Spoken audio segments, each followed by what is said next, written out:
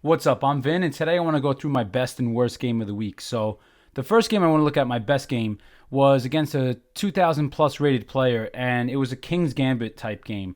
So, I'm going to jump to the analysis board now. And for this game, I played 95.4% accurate to my opponent's 71%.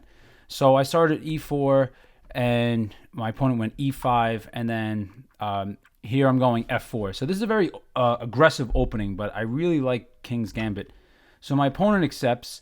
I develop the knight, and my opponent develops their knight. So I develop, but apparently the engine is telling me the best move would be to push the pawn. But then my opponent plays bishop to c5, and when I play King's Gambit, anytime someone goes bishop c5, I always like to push the d pawn up 2 squares. And I don't know, I just kind of think that bishop move is not the strongest response, and the engine even now has me ahead. So with King's Gambit, you will temporarily go down, but when they play bishop to c5, it automatically reverses the advantage back in your favor. So my opponent tries to pin my knight here. So what I do is I just develop the bishop to defend e4, and we just keep moving. I castle. They capture here, and I have to double up my pawns, but I'm not that worried here. Even though my opponent is ahead 1, I have a almost 2 point advantage here according to the engine. So now they just keep developing. I grab that pawn back, so now it's an even score. And the engine is saying, even though it's even, that I'm up 3.5. So once again, what I really like about this opening is that it gives you a strong positional advantage if your opponent doesn't respond correctly. So we exchange, and now I like this exchange because now my rook is on h3, eyeing the castle wall. So my opponent swings their knight over, and I pin their knight to the queen. And this is their first pretty big mistake, is that they disconnect their knights, because now I swing my rook over, and my thinking is that I want to capture this knight, but I don't want them to be able to capture it with the queen. I want them to have to capture it with their pawn, so that it destroys their pawn structure. So they make this move here thinking I'm not going to just capture, but I do capture. And now this gives me a clear lane to their king. So they bring the knight in to defend the checkmate square. So from here, I open up the center so that I could target their defender, so I could remove the defender to threaten checkmate. And after I take here, my opponent resigns, because I think it's just pretty obvious it's mate in 5 at this point. But yeah, that was a really fun game here. And I mean, it was really fun to beat someone this good. But I think what it comes down to is, if you're really comfortable with an opening and your opponent is not well versed with that opening, then yeah, even with a major skill gap, you could still have a shot at pulling out a win. So pretty fun game. So let's move on to my worst game. So now for my worst game of the week. And for this game, it wasn't like I got absolutely crushed. I would just say it was a bad game for me, because it was such a close match. And there was one tiny detail that just led to me losing here. And, well, I mean, there's a few bad moves, but there was one in particular that just really crushed my spirits when I made it. So we'll just go in the analysis mode. So my opponent develops the knight first here on f3. And then I play d5. So apparently I'm playing old book moves, but I capture here. I take the gambit, and they develop the knight even further. And I'm just focusing on, if they want to take it back, they can, but I'm just trying to focus on my own development. But they give away another pawn, and apparently this is my first mistake. So I'm ahead by the engine 1.1, but developing the knight was a bad idea. And I guess what that does is it allows them to throw me in check, initiate a trade of queens, and then I have to move my king and lose my ability to castle.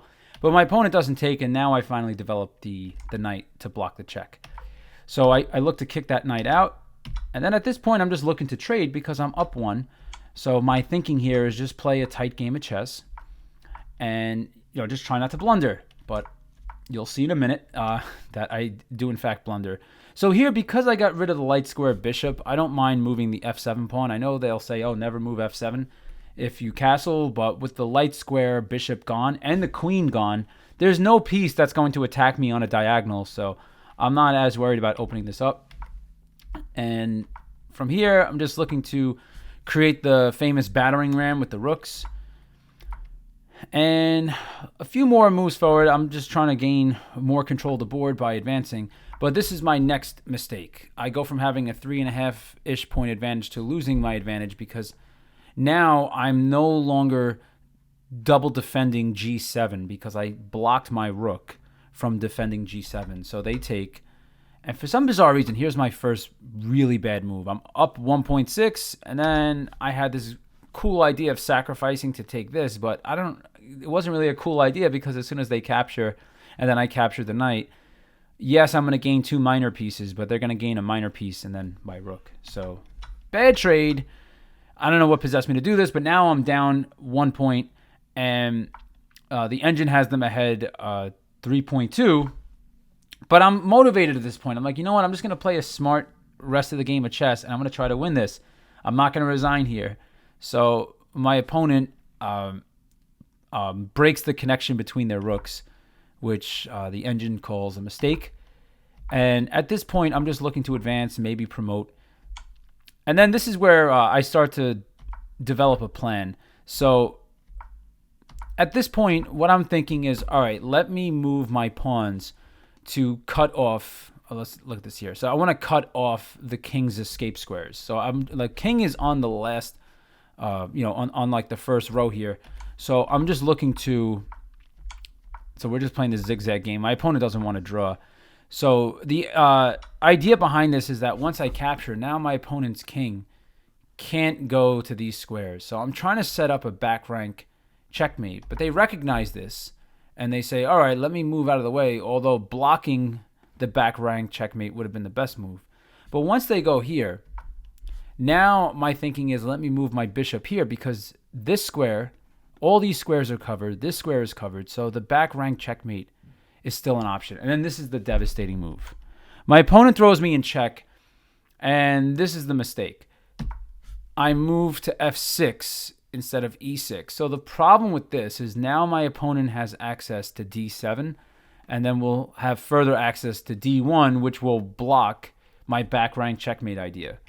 And that's exactly what they do. They move to d7 to get ready to block. And from this point on, like, the game is basically over. So now they're going to gobble up this pawn. So now the king has an escape. They could escape to that square. Maybe the best option here would have been to throw them in check and win some material here. But all they have to do there is sidestep. So after this, my spirits were crushed. I just thought here, like I had a nice opportunity to win. Once again, if I rewind back to that move, so going from 6.7 to going up 6.7 down to 2.4, just totally crushed my spirits. But, my opponent recognized that they had to swing this over to block. So that's why I say it was such a good game, because my opponent just made all the right moves when they needed to. And the learning from this, though, is that a blunder at the higher level is not necessarily giving away material for free. It's giving away a square that you shouldn't give away. So when you're thinking checkmate, not only do you have to move your pieces in position to keep the attack going, but you have to also position your pieces to block any sort of defense. So that's the takeaway from this, is that now when I'm thinking checkmate, I got to think, all right, which piece could come in and defend, and how do I neutralize them?